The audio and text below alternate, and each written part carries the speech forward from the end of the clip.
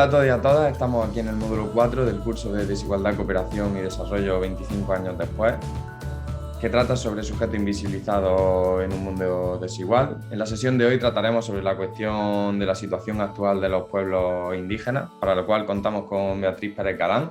Ella es doctora en Antropología Social por la Universidad Complutense de Madrid. Actualmente trabaja en el Departamento de Antropología Social y Cultural de la UNED, con sede en Madrid, y hasta 2008 estuvo trabajando en el mismo departamento de antropología social, pero de la Universidad de Granada. Hola Beatriz, un placer contar contigo de nuevo. Es un gusto estar aquí con vosotros. El placer es nuestro siempre. Bueno, entrando un poco en materia del tema, ¿a qué se están enfrentando o en qué luchas se encuentran los pueblos indígenas ahora mismo? Bueno, pues como estábamos diciendo, la otra cara, digamos, de estos avances que se han venido produciendo en las últimas décadas, que son avances concretos y que hay que reconocerlos y que son reales, también implican o contienen un peligroso cóctel, también contienen unas amenazas muy importantes. Sobre todo cuando estamos hablando de eso que se ha denominado la nueva economía extractiva. Hay que decir que es nueva porque economía extractiva lleva habiendo desde la época de la colonia, ¿vale?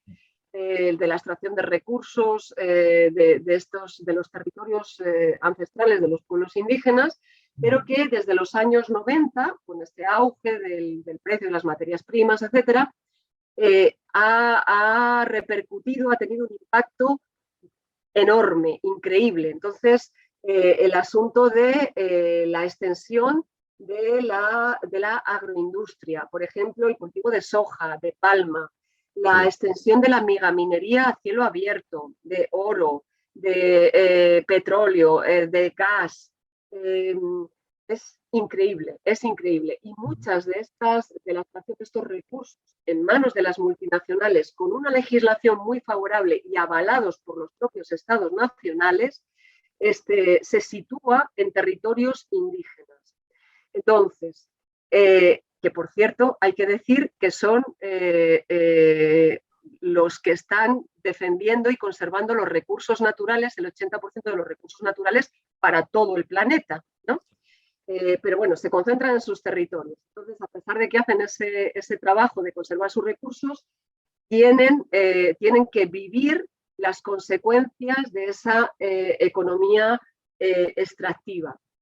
Bien, cuando hablas de los resultados que supone la economía extractiva o la nueva economía extractiva para los pueblos indígenas, ¿a qué te refieres?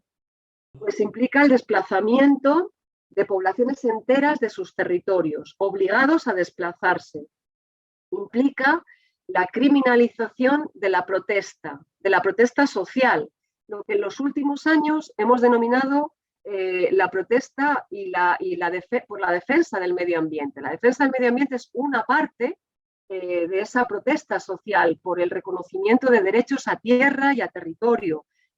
Y cuando digo reconocimiento de derechos de tierra y territorio, estoy hablando también del reconocimiento a la explotación de esos derechos, es decir, a ser parte de esa explotación de esos derechos, pero de acuerdo a sus propios criterios, a sus propios beneficios. Entonces, el asunto es que cada vez hay una criminalización mayor de los colectivos indígenas y afrodescendientes que están defendiendo su derecho a tierra y a territorio, que se lo garantizan, como habíamos dicho antes, las constituciones nacionales, modificadas la mayoría en los años 90, bla, bla, bla, y también el derecho internacional, pero que no Claro. que no se cumple, que no se cumple ni el derecho a la consulta previa, nada, no se cumple nada. Entonces, el asunto es que en los últimos años, en los últimos 15 años, llevamos ya un triste ranking de más de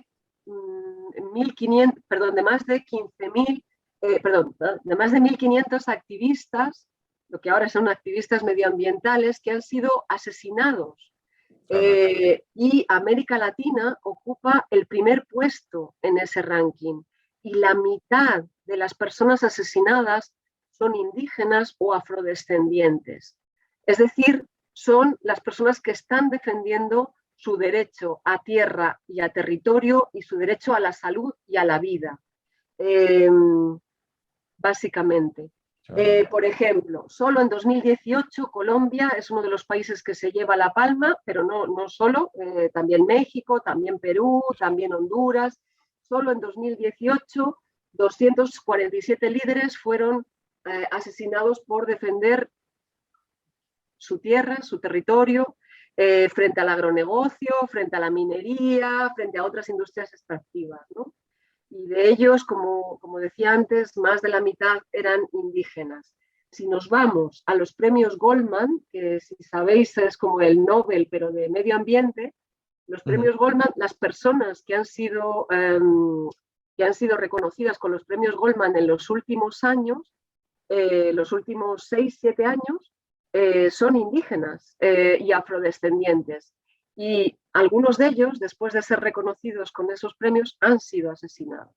Es el caso, por ejemplo, de Berta Cáceres, la líder lenca, indígena lenca de Honduras, pero otros muchos también, de Guatemala, de Chile, que han sido asesinados o criminalizados, han recibido el premio en la cárcel o han matado a alguien de su familia por ejercer su defensa, su derecho a la defensa de tierra y territorio. Y bueno, con todos estos últimos casos que nos estás comentando y que han acontecido en los últimos 20 años, ¿a qué problemas se enfrentaría la población indígena? ¿Ante qué situación nos encontramos? Es un cóctel que yo denominaría cuando menos letal, en el que la economía extractiva, la nueva economía extractiva, se vincula con la invasión de tierras por parte de colonos, que no es nueva tampoco, que viene de atrás, y que aunque las leyes, aunque la Constitución reconozca los derechos a la tierra, luego no se cumplen. El narcotráfico, procesos de violencia política que se van superponiendo como capas, ¿no? Todo esto, hasta generar, como digo, este cóctel letal, que es ni más ni menos que la última línea de un expolio que es histórico y que viene desde la época de la colonización respecto al reconocimiento del derecho de estos pueblos. No obstante, como digo, cada vez desde los años 90, como respuesta a esta situación, en realidad es un poco anterior, pero el movimiento indígena a nivel internacional ha ido posicionándose como un actor social y político, tanto a nivel internacional como a nivel nacional. Entonces, bueno, sí es cierto que se han hecho también pues muchas, o sea, se ha avanzado también mucho en el reconocimiento del catálogo de derechos que hablábamos antes. Y cada vez, por suerte, más visibilizados todos estos conflictos, también gracias a todo ese activismo, a pesar de que los resultados sean un poco demenciales contra esa gente, la verdad. Bueno, y brevemente para terminar, porque yo creo que sería súper interesante que nos comentases las propuestas que estos pueblos hacen, porque tienen propuestas, digamos, casi teóricas, filosóficas sobre cómo debería ser la vida, o está el Sumas Causai y todo este tipo de propuestas. ¿Cuáles dirías que son esas, sí, lo más brevemente que puedas, bueno, esas propuestas al desarrollo o a convivencia o al cómo convivir en sociedad de cara al futuro? Bueno, como estábamos diciendo antes, de alguna manera desde los años 70, pero concretamente desde los años 90, vienen haciendo sus propias propuestas que en algunos países, en la primera década del siglo XXI, se han transformado se han transformado en asambleas constituyentes, o sea, se han transformado, como en el caso de Ecuador y de Colombia, se han transformado en asambleas constituyentes que han generado textos absolutamente novedosos que van más allá de reconocer ese carácter pluriétnico y multicultural general, ¿no? de los años anteriores. En el caso de las constituciones de Bolivia y de Ecuador. En esos dos casos, pero no solo en esos dos casos, hace ya mucho tiempo que los pueblos indígenas no están hablando de desarrollo. El desarrollo hace tiempo ya que no les sirve. El desarrollo, la trampa del desarrollo, hace ya tiempo que no les sirve. Y están hablando de otras alternativas, no son desarrollos alternativos, o sea, no son adjetivos que modifican el sustantivo desarrollo, sino que lo mejoran: desarrollo participativo, desarrollo ecológico, o desarrollo humano, no. Lo que están proponiendo son alternativas al desarrollo. Y dentro de esas alternativas al desarrollo estaría toda la corriente de los estudios de la poscolonialidad, que abogan por un desarrollo propio, endógeno, algo como lo que Bonfil Batalla hablaba en los años 90 de etnodesarrollo, pero dando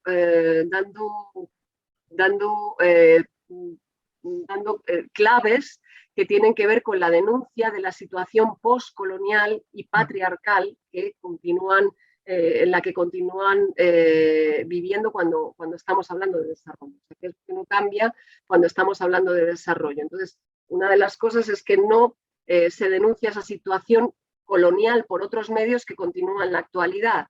No se denuncia lo que significa el crecimiento económico y su falta de consideración de otras formas de entender el desarrollo que están formuladas desde sus propias epistemologías, desde, como dicen ellos, conocimientos otros.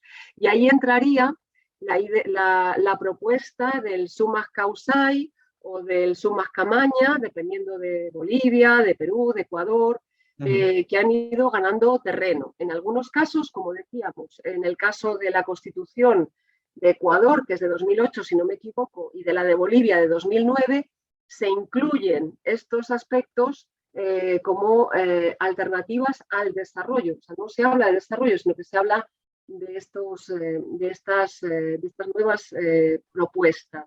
Como digo, estas nuevas propuestas tienen una parte muy importante que se ha gestado a nivel internacional. O sea, se ha gestado por intelectuales indígenas y no indígenas, ¿no? A nivel internacional. Y de alguna manera responde a una situación que consideran, o sea, responde a una necesidad de definir también desde su propia perspectiva una alternativa. Entonces, pero hay todavía mucho por hacer en ese sentido. Por ejemplo, en el último caso que a mí me parece muy esperanzador es el caso de la Asamblea Constituyente de Chile, ahora, de anteayer, donde también se han posicionado como actores participantes, como actores políticos, los pueblos indígenas de Chile. Entonces, bueno,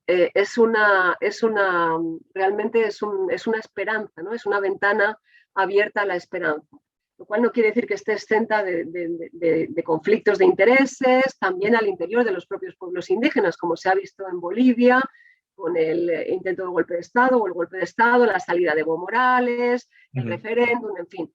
Es decir, que tampoco quiero dar una imagen idealizada de que los pueblos indígenas tienen una sola visión, que esa visión es una alternativa al desarrollo, ni muchísimo menos.